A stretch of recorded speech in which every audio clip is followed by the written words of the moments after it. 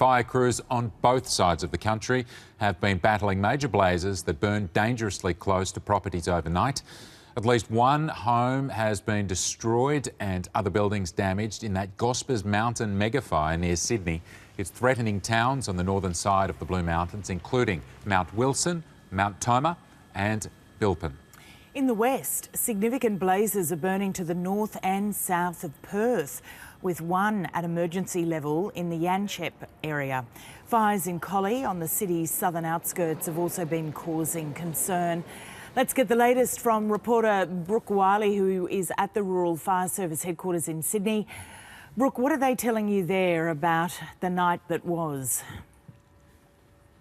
Well, Lisa, it was a terrifying night, really, for residents in the Mount Tomah, Mount Irvine, Mount Wilson, Bilpin and Barrambing areas, who were all told to shelter in place as the fire broke through containment lines late last night. There were some quite spectacular scenes caught on camera of flames reaching some 70 metres in the air at that Gospers Mountain blaze, which has been a very volatile blaze since it first began and since it was dubbed this mega blaze. It's burned through almost 400,000 hectares of land. Now, thankfully, conditions there have eased overnight. It was brought down from an emergency warning to a watch and act in the early hours of this morning. But we don't know yet exactly how many properties may have been lost in that blaze.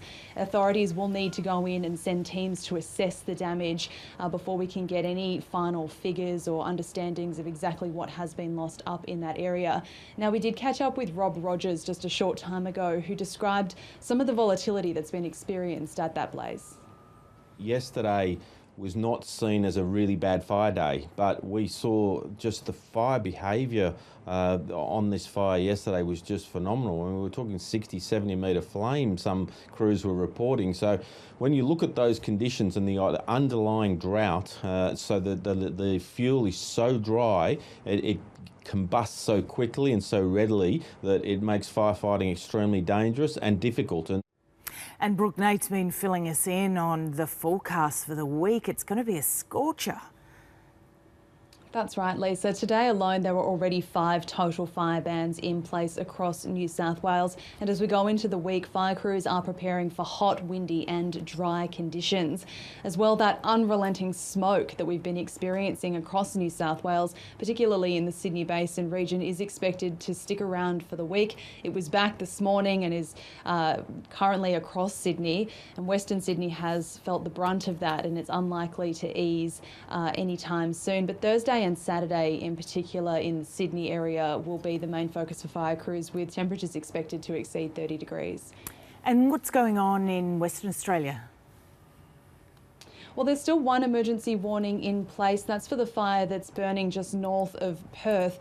That fire has been going now for 5 or so days and has burned through some 12,000 hectares. There is also a number of total fire bans in place across Perth and across Western Australia. Thanks, Brooke.